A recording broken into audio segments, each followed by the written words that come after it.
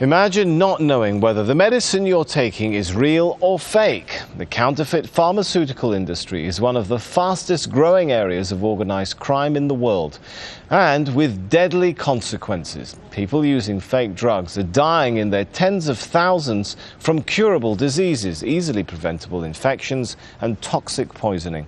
Well, the World Health Organization estimates 10% of all medicines sold around the world are counterfeit. But that rises to 25% in developing countries. A quarter of all medicines going to the poorest parts of the world don't actually work. Well, to make things worse, drugs to combat the three top killers in the developing world, HIV, TB and malaria, are also the most counterfeited.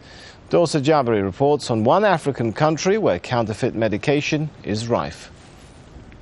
This is what authorities do to fake medication in Mauritania. But it's not often that they get their hands on the counterfeit drugs. The business of fake medication is a growing industry around the world, but especially in Africa. It is estimated that the global fake drug racket is worth over $30 billion a year, and between 50 and 90% of medicine in some African countries is fake. And the northwestern African country of Mauritania is engulfed in the problem. The drugs many Mauritanians hope will make them better are actually making them worse. This medication is called chloroform, but the label says ampicillin. It's been used for 10 days by the patient before it was discovered that it was fake. There are more than 250 pharmacies in Mauritania, but only 10% of them are run by pharmacists. The rest are privately owned. And that, some pharmacists say, is the main reason behind the growing problem.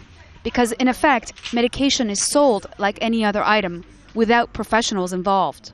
The whole problem is caused by some unauthorized people who bring medications from external sources and mix them with the ones provided by the main drugs importers in the country. Many Mauritanians do not trust the medications sold by the pharmacies, because they say people who sell these fake or expired drugs have no regard for the local laws. Counterfeit drugs are swamping markets like the one in Mauritania, with sometimes fatal results.